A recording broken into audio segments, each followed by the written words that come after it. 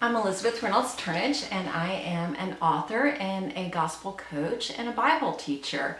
I'm coming to you with gospel-centered encouragement to help you learn, live, and love in God's story of grace. Currently, we are in part 3 of a series on From Recovery to Restoration, 60 Meditations for Finding Peace and Hope in Crisis.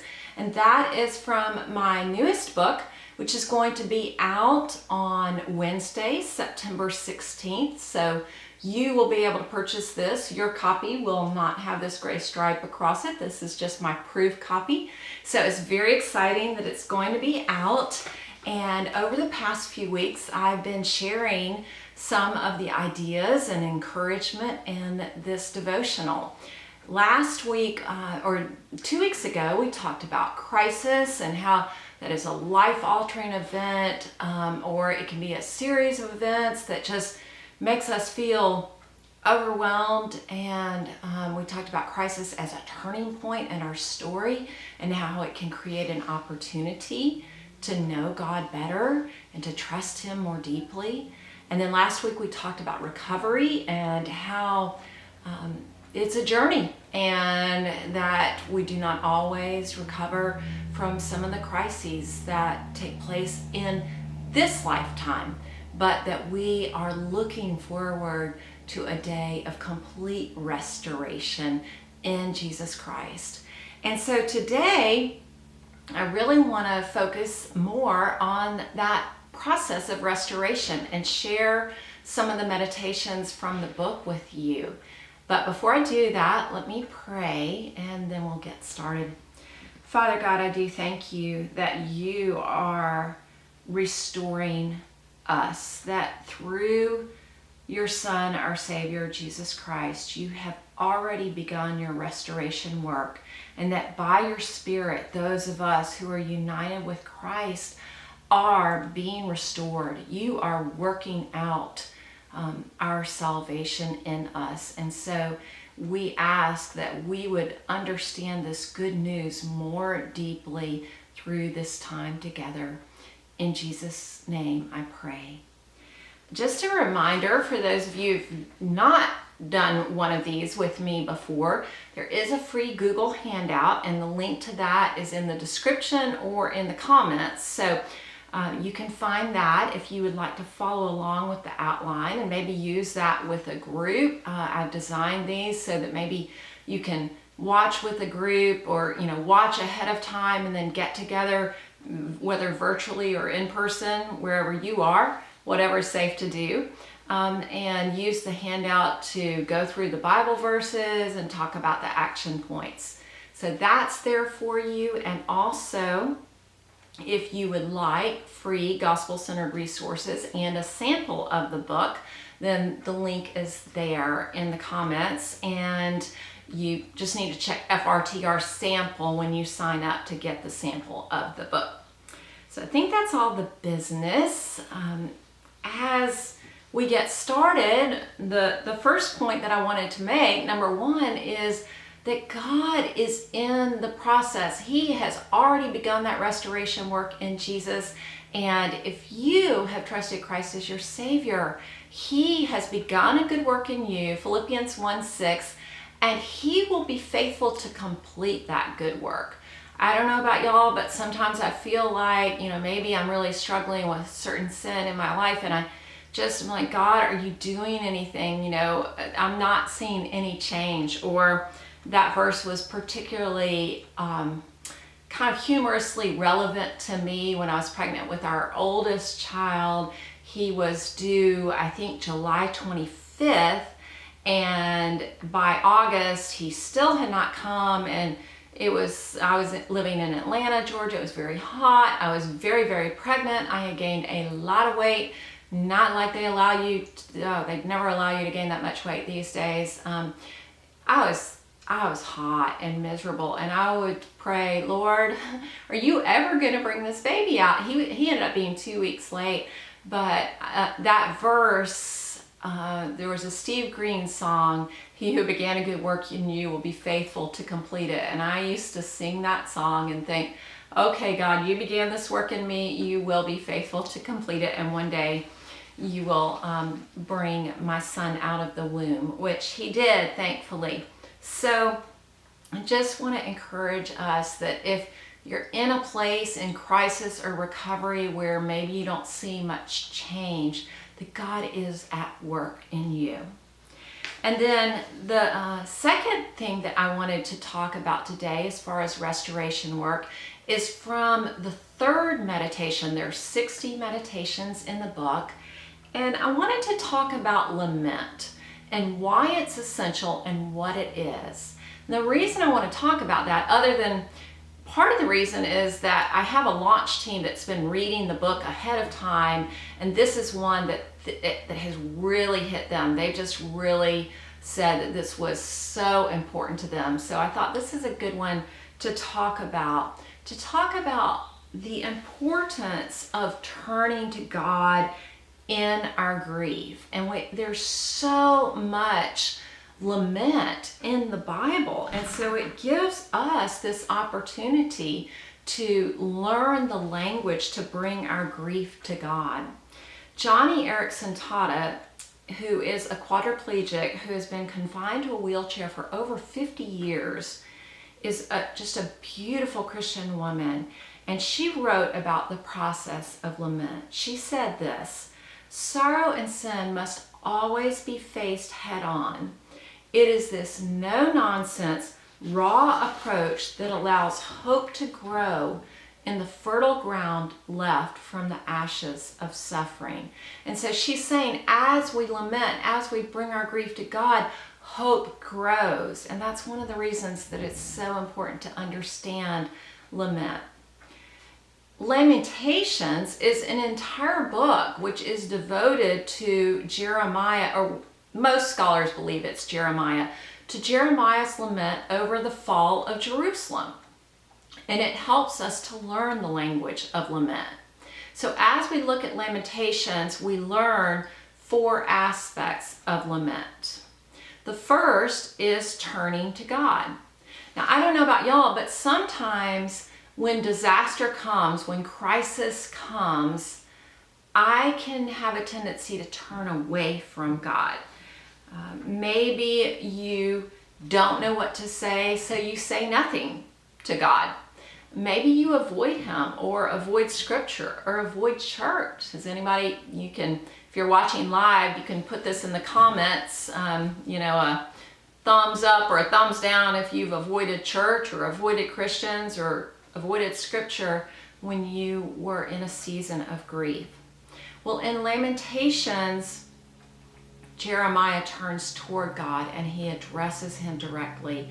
He says, cry aloud before the Lord, O walls of beautiful Jerusalem, yet your tears flow day and night.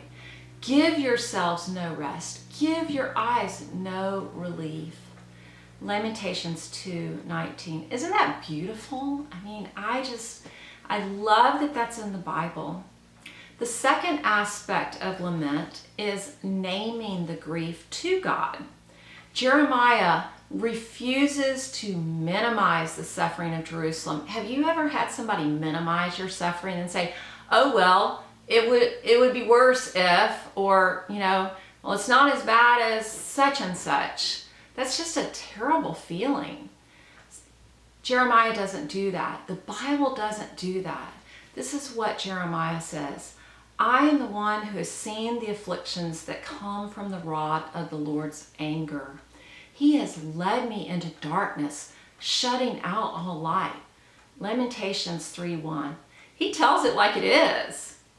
Jeremiah and the other lamenters in the Bible articulate their grief to God, and they note how their current experience doesn't seem to match up with their understanding of God's goodness.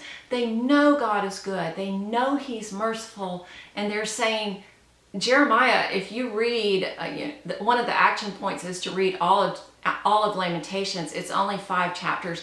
You read those first couple of chapters, there's some dark stuff that he names. And he's like, I'm looking around me, and what I see doesn't seem to match up to what I know of your mercy and goodness. Number 3, the third aspect of biblical lament is asking persistently and boldly for help. And Jeremiah cries out, "Let them lie face down in the dust, for there may be hope at last." Lamentations 3:29. In other words, keep mourning until an answer comes. If your grief seems to be lasting forever, well, Jeremiah seems to be right there with you. His boldness comes from his confidence that no one is abandoned by the Lord forever. Lamentations 3:31.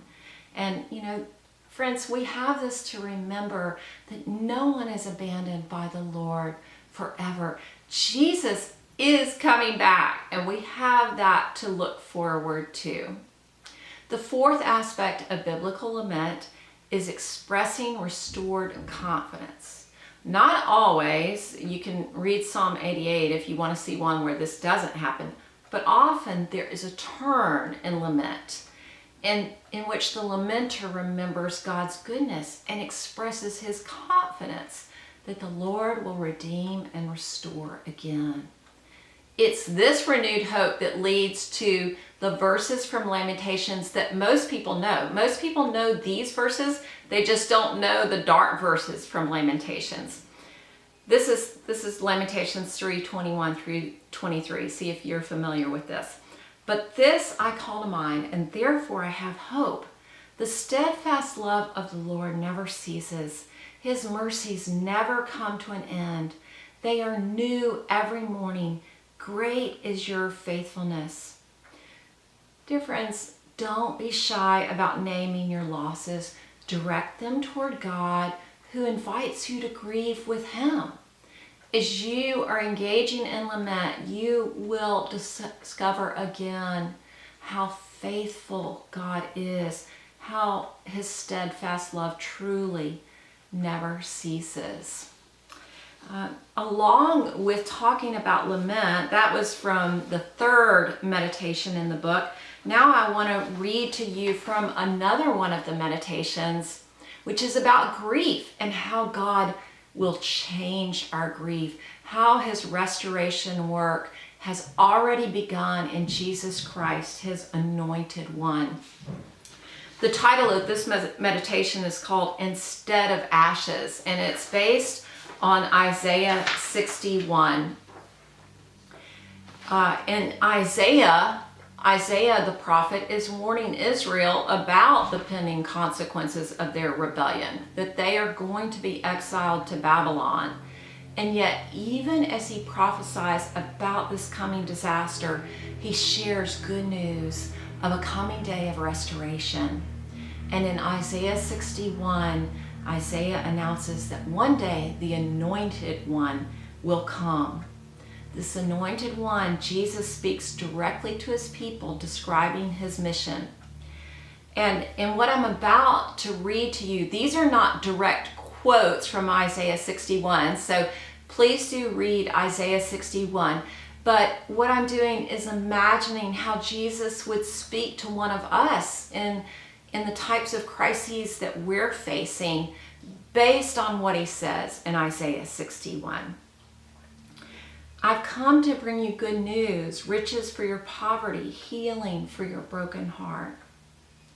I've come to free you from the prison of abuse and oppression, as well as the prison of your own sin.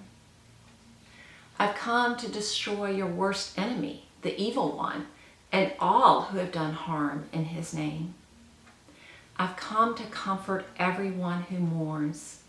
That includes those who mourn their own sin and those who mourn the sins of others. That includes those who mourn loved ones lost early to death, family homes lost to disaster. I've come to bring you out of exile, to take you to your forever home with your loving Father." Imagine how comforting such words whispered into your broken hearts by the Lord Jesus himself would be. Well, there's more good news. Instead of ashes of mourning smeared on your head, you will wear a bejeweled crown befitting the bride of Christ. Instead of streaks of tears sullying your face will shine with the oil of gladness and the hope of restoration. Instead of tattered rags of despair, you will wear robes of your Redeemer's righteousness. No longer shriveled by sin and sadness, you'll stand strong, planted firmly in the Lord's steadfast love, like a mighty oak waving its leaf-laden branches in praise of the Lord's glory. The ruins of your life will be rebuilt. Losses to the evil one will be restored. Relationships ravaged by sin will be revived. Friends, if you are mourning now, take heart. I know so many are mourning. We live in Pensacola, Florida, not far from where Hurricane Laura just destroyed Lake Charles, Louisiana, and areas around that. And I'm so thankful that we have a disaster response team that is able to go over there and bring hope, be the hands and feet of Jesus. But I just want you to remember, whatever the crisis is that you're facing, or if you're in a long recovery season, that Jesus, the Anointed One, has already come to comfort you. And to remember that there is a day that is surely coming when all of this temporary mourning will give way to eternal gladness. In our forever home, there will be no more mourning or sadness or death. That's what Revelation 21:4 says.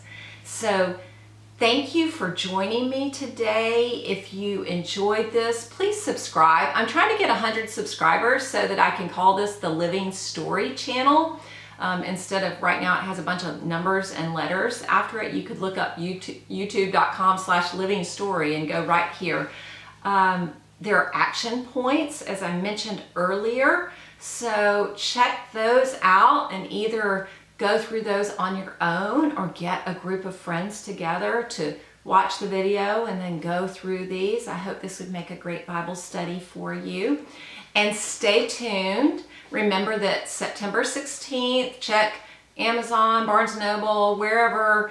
It takes a little longer to get to independent bookstores, but I definitely will try to get it there. But check your favorite bookstores. Hopefully you'll be able to find it. Meaning the whole book.